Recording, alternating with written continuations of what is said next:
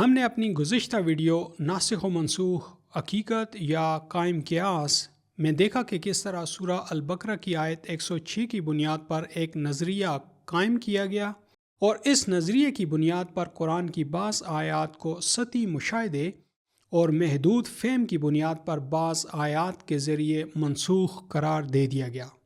وقت کے ساتھ ساتھ ناسخ و منسوخ آیات کی تعداد درجنوں سے بڑھتے بڑھتے سینکڑوں تک جا پہنچی۔ یہ اندازہ لگانا مشکل نہیں کہ جن لوگوں کے پاس یہ تعداد جس نمبر میں تھی ان کے پاس اس کے لیے جواز بھی موجود رہے ہوں گے۔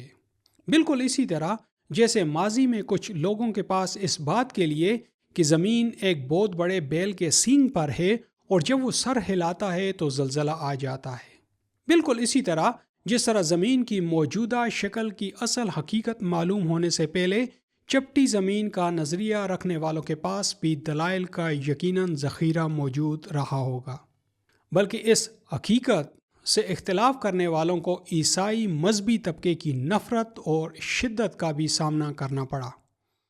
تاہم حقیقت خود کو منوا لیتی ہے کہ مصداق اصل حقیقت کے اشکار ہونے پر وہ ساری کی ساری تھیوریز اور ان کے حق میں دیے جانے والے دلائل ہوا میں تحلیل ہو گئے۔ یہ بات آلریڈی ہم اپنی لاسٹ ویڈیو میں کر چکے ہیں کہ کس طرح قرآنی تفسیر کے نام پر کچھ فیبریکیٹڈ یا خود ساختہ چیزیں قصداً یا تفہیم کی غلطی کی وجہ سے سہواً مسلمانوں میں داخل کر دی گئیں۔ ناسخ و منسوخ کا نظریہ بھی انہی میں سے ایک ہے۔ سورہ بقرہ کی آیت 106 کی بنیاد پر قائم کی گئی ناسخ و منسوخ کی تھیوری کے نتیجے میں قرآن کی ناسخ و منسوخ آیات کی تعداد سینکڑوں میں جا پہنچی، جن میں سے شاہ ولی اللہ صاحب نے صرف 5 کی تعداد پر اکتفا کیا، جس کا مطلب ہے کہ ان کے نزدیک یہ 5 آیات منسوخ ہیں۔ ہم نے اپنی لاسٹ ویڈیو میں ان کے منتخب کردہ پہلے سیٹ آف آیات سورہ نساء کی آیت 11 جو ان کی تھیوری کے مطابق سورہ البقرہ کی آیت 180 کو منسوخ کرتی ہے کا رد کیا۔ اگر آپ نے ابھی تک وہ ویڈیو ملاحظہ نہیں کی تو آپ دیکھ سکتے ہیں کہ اس ویڈیو میں ہم نے قرآن میں کی گئی میری جدید تحقیق سے اس بات کا جائزہ لیا کہ آرٹیکل آیت 11 آرٹیکل آیت 180 کو منسوخ نہیں کرتی، بلکہ وراثت کے سلسلے میں کی گئی قانون سازی کے ایک بڑے اسینشیل یعنی ایک انتہائی اہم پہلو کو بیان کر رہی ہے۔ اس ویڈیو میں ہم ناسخ و منسوخ تھیوری کے لیے شاہ ولی اللہ صاحب کی منتخب کردہ دوسرے سیٹ آف آیات سورہ انفال کی 2 آیات 65 اور 66 کا تجزیہ کرتے ہیں اور دیکھتے ہیں کہ کیا واقعی آیت 66 آیت 65 کو منسوخ کرتی ہے، جیسا کہ ناسخ و منسوخ نظریے کے قائل لوگ اس بارے میں بڑا گہرا اور مضبوط تاثر قائم کیے ہوئے ہیں۔ قائم یہ تاثر واقعی ایک حقیقت ہے یا قرآن میں ان لوگوں کی تفہیم کے سطحی لیول کا بیان ثبوت؟ چلیے آئیے دیکھتے ہیں۔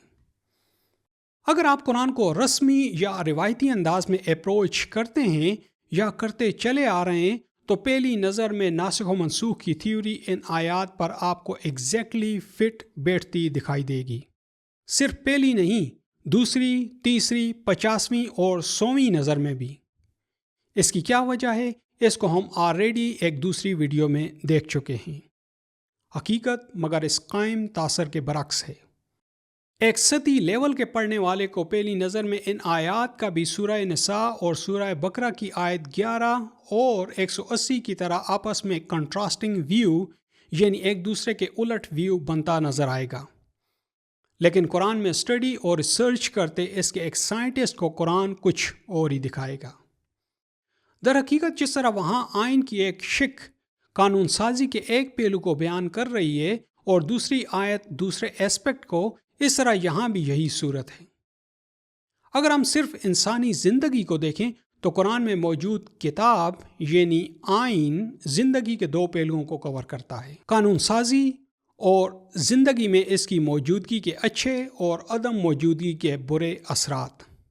یہاں مومنین کی بات ہو رہی ہے۔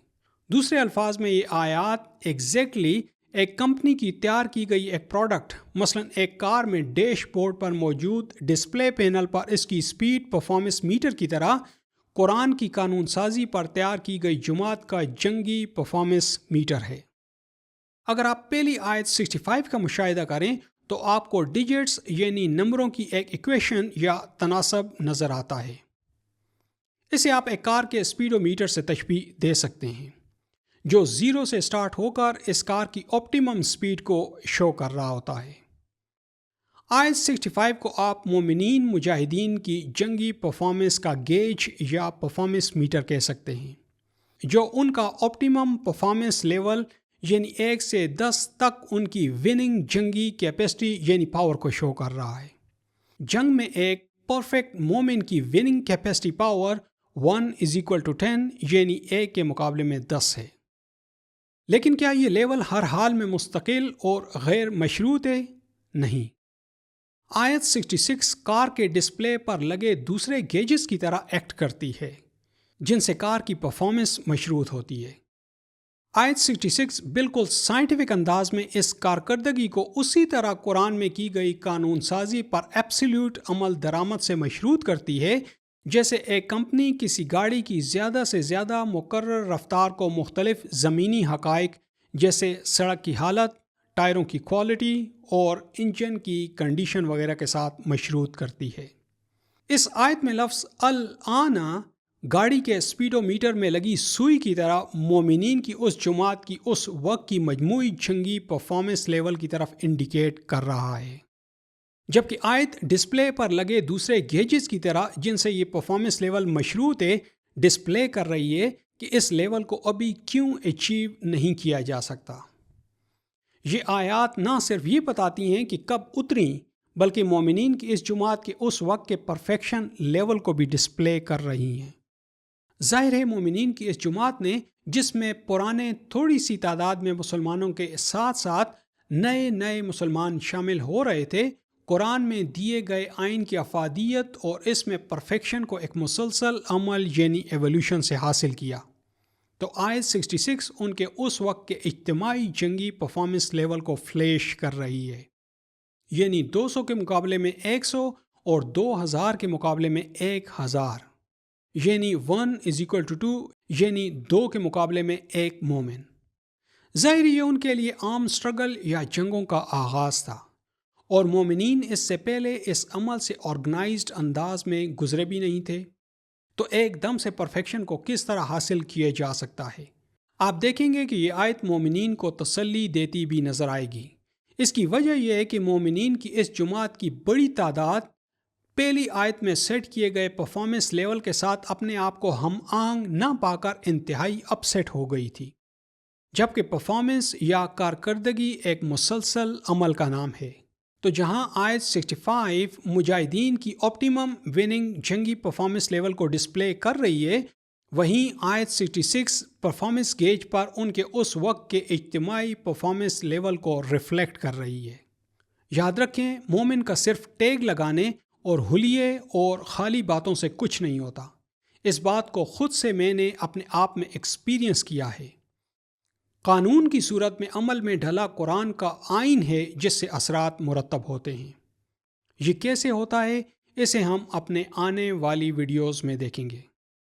تاریخ گواہ ہے کہ جو مومنین قرآن میں دیے گئے لا یعنی قانون کی عملداری پر پختہ ہوتے چلے گئے، ان کی جنگی پرفارمنس بڑھتے بڑھتے آپٹیمم سیٹ لیول پر گئی، اور جب تک قرآن کا آئین قانون بن کر ان کی زندگیوں میں جاری و ساری رہا اور اس پر پورے ذوق و شوق اور سختی کے ساتھ عمل ہوتا رہا اور ساری بنیادی ریکوائرمنٹس میکسیمم لیول پر رہیں، مومنین کی وار پرفارمنس یعنی جنگی کارکردگی 1=10 کے لیول پر رہی، یعنی 10 کے مقابلے میں 1، اور قرآن میں مجاہدین کے لیے سیٹ جنگی پرفارمنس میٹر کی سوئی ہائیسٹ سیٹ لیول پر فلیش کرتی رہی، یعنی مجاہدین اپنے سے 10 گنا بڑے لشکر تک کو دھول چٹاتے رہے۔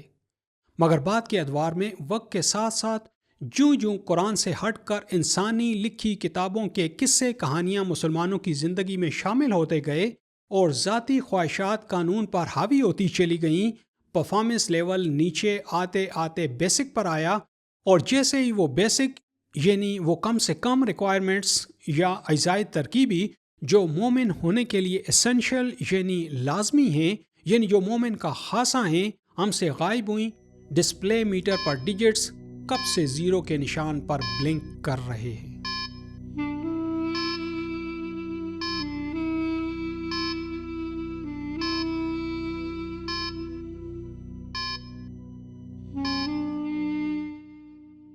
مجھے یقین ہے کہ اس سے پہلے آپ نے ان آیات کو کبھی اس نظر سے نہیں دیکھا ہوگا اور نہ کبھی کسی نے آپ کو یہ بتایا ہوگا۔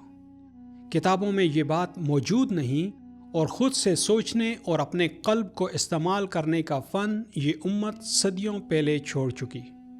ایک عام قاری کے دیکھنے اور قرآن میں اسٹڈی اور ریسرچ کرتے اس کے ایک سائنٹسٹ کے دیکھنے میں بہت فرق ہوتا ہے۔ ہم قرآن کے وہ سائنٹسٹ پیدا کریں گے۔ یہ کتاب ہر چیز کو پوری ڈیٹیل میں بتاتی ہے۔ آپ کو ایک عام لیول سے اٹھا کر اس کتاب میں ایک سائنٹسٹ ہونے کے اعزاز سے نوازنے کا فریضہ بھی قرآن خود انجام دیتا ہے۔ بس ایک دفعہ اپنی آنکھوں کے سامنے سے انسانی لکھی کتابوں کی یہ دیوار ہٹا کر اور ان کتابوں کے پیروکاروں کے پہنائے چشمے اتار کر اسے دیکھیں تو صحیح۔ یہ آیات اور بھی بہت کچھ ڈسپلے کر رہی ہیں، مگر وہ پھر کبھی۔ ان دو آیات کے بارے میں یہ سب دیکھ لینے کے بعد آپ ذرا دوبارہ ان کے بارے میں ناسخ و منسوخ تھیوری کو ذہن میں لائیں تو اب آپ کو بہت عجیب لگے گا۔ آنے والی ویڈیوز میں آپ دیکھیں گے کہ یہ قرآن آپ کو حیران سے حیران تر کرتا جائے گا۔ اگر ویڈیو اچھی لگے تو اپنے رب کی کتاب کے اس پیغام کو اوروں تک پہنچانے کے لیے اسے لائک کریں، سبسکرائب کریں، کمنٹ کریں اور دوسروں سے شیئر کریں۔ اس جہاد میں یہ آپ کا شیئر ہوگا۔ آپ کا بہت بہت شکریہ۔